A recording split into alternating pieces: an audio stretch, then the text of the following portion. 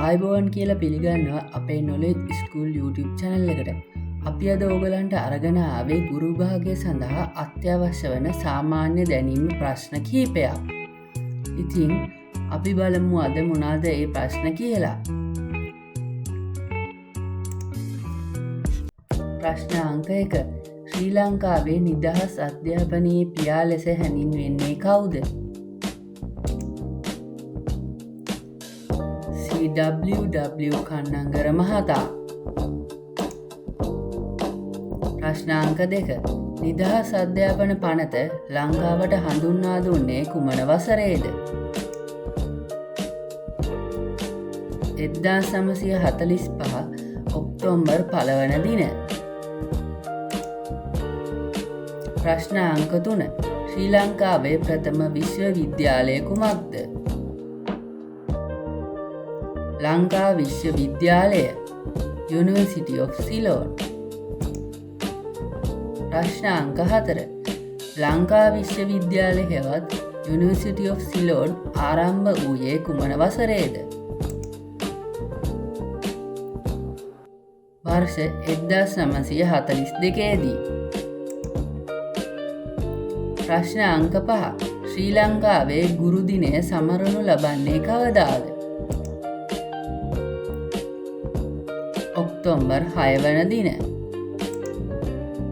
ප්‍රශ්න අංක 6. විශ්වවිද්‍යාල ප්‍රතිපාදන කොමිෂන් සභාව පිහිට වූ වර්ෂය කුමක්ද? වර්ෂ 1978 දී. ප්‍රශ්න අංක 7. මධ්‍ය මහා විද්‍යාල සංකල්පය ලංකාවට හඳුන්වා දුන්නේ කවුද? CWW කන්නංගර මහතා.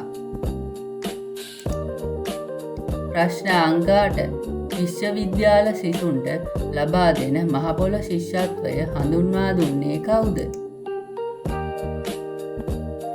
ලලිත් ඇතුළත් මුදලි මහතා. ප්‍රශ්න අංක 9. ශ්‍රී ලංකාවේ ප්‍රථම පිරිවෙන් විශ්වවිද්‍යාල දෙක කුමක්ද? විද්‍යෝදය සහ විද්‍යාලංකාර පිරිවෙන් විද්‍යාල. ප්‍රශ්න අංක 10. ශ්‍රී ලංකාවේ පාසල් රජයට පවරා ගැනීම සිදු වූ වසර කුමක්ද? 1960 දෙසැම්බර් 1 වන දින. ප්‍රශ්න අංක 11. ජාතික අධ්‍යාපන කොමිෂන් සභාව පිහිට වූයේ කුමන වසරේද? වර්ෂ 1991 දී. ප්‍රශ්න අංක 12. නිදහස් ශ්‍රී ලංකාවේ පළමු අධ්‍යාපන ඇමතිවරයා කවුද? E.A. නුගවෙල මහතා. ප්‍රශ්න අංක 13. ප්‍රථම විභාග කොමසාරිස් ජෙනරාල්වරිය කවුද? ඉන්දිකා ලියනගේ මහත්මිය. ප්‍රශ්න අංක 14. මෙරට බෞද්ධ පාසල් ආරම්භ කිරීමේ පුරෝගාමියා කවුද? හෙන්රි ස්ටීල් ඕල්කට් තුමා. ප්‍රශ්න අංක 15. ශ්‍රී ලංකාවේ හින්දු අධ්‍යාපනය නගා සිටුවීමට මූලිකත්වය ගෙන ක්‍රියා කළේ කවුද? ආරුමුග නාවලරතුමා. ප්‍රශ්න අංක 16. ශ්‍රී ලංකාවේ පැරණිතම අධ්‍යාපන ආයතනය කුමක්ද? මහා විහාරය. ප්‍රශ්න අංක 17. ලෝකයේ පැරණිතම විශ්වවිද්‍යාලය ලෙස සැලකෙන්නේ කුමක්ද? මොරොක්කෝවේ පිහිටි අල් කරෝයින් විශ්වවිද්‍යාලය. ප්‍රශ්න අංක 18. අධ්‍යාපනය යනු ලෝකය වෙනස් කිරීමට භාවිතා කළ හැකි බලවත්ම ආයුධයයි යනුවෙන් පැවසුවේ කවුද? නෙල්සන් මැන්ඩෙලා මහතා. ප්‍රශ්න අංක 19. පූර්ව ළමාවිය අධ්‍යාපනය සඳහා මොන්ටිසෝරි ක්‍රමය හඳුන්වා දුන්නේ කවුද? මරියා මොන්ටිසෝරි. ප්‍රශ්න අංක 20. යුනිසෙෆ් සංවිධානයේ ප්‍රධාන අරමුණ කුමක්ද? ලොව පුරා ළමුන්ගේ සුභසාධනය සහ අධ්‍යාපනය නංවාලීම. ප්‍රශ්න අංක 21. ලොව ප්‍රථම අග්‍රාමාත්‍යවරිය කවුද? සිරිමාවෝ බණ්ඩාරනායක මැතිනිය. ප්‍රශ්න අංක 22. මිනිස් සිරුරේ ඇති විශාලතම ඉන්ද්‍රිය කුමක්ද?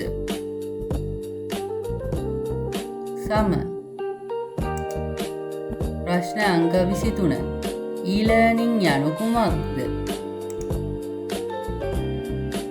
විද්‍යුත් මාධ්‍ය හෝ අන්තර්ජාලය හරහා සිදු කරන ඉගැනුම් ක්‍රියාවලිය. ප්‍රශ්න අංක 24.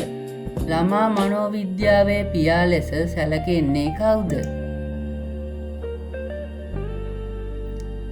ජීන් පියාජේ. ප්‍රශ්න අංක 25. නූතන මනෝවිද්‍යාවේ පියා ලෙස සැලකෙන්නේ කවුද? විල්හෙල්ම් වුන්ඩ්. ප්‍රශ්න අංක 26. ගණිතය විෂය සඳහා පිරිනමනු ලබන ඉහළම ගෞරවනීය සම්මානය කුමක්ද?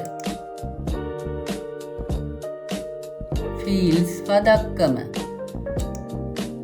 ප්‍රශ්න අංක 27.